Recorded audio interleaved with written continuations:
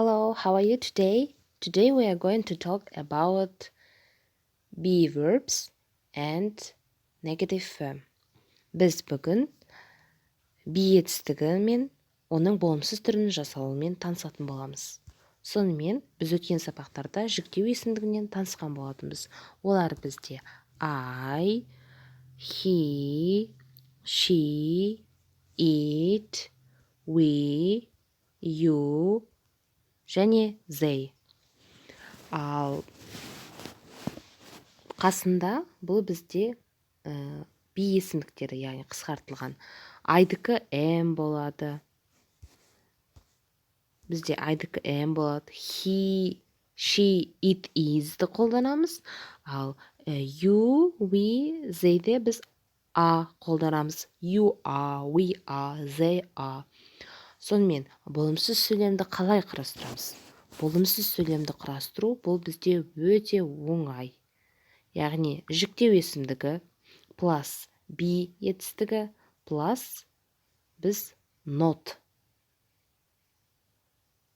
сөзін қосамыз. I'm not a student. Мен студент емеспін. He's not a student. Ол студент емес. She's not a student. Ана, ол студент емес. It's not a dog. Ол ит емес.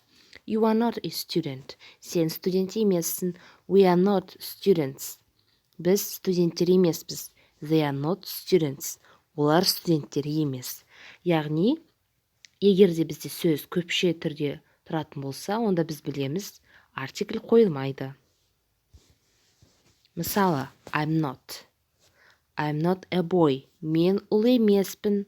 I'm not a girl. Мен қыз емеспін. He's not. He's not a man.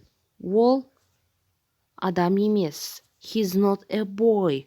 Ол ұл емес. She's not. She's not a woman. Ол әйел емес. She's not a girl. Ол қыз емес. Next. It's not. It's not a chair. Ол орындық емес. It's not a cat. Ол мысық емес. You are not. You are not a singer. Сен әнші емессің. You are not a friend. Сен дос емессің. Next. We are not. Біз емеспіз. We are not sisters. Біз әпкелер емеспіз. We are not brothers. Біз ағалар емеспіз. They are not people. Олар адамдар емес. They are not cars. Олар көліктер емес. So, our lesson's over. Goodbye.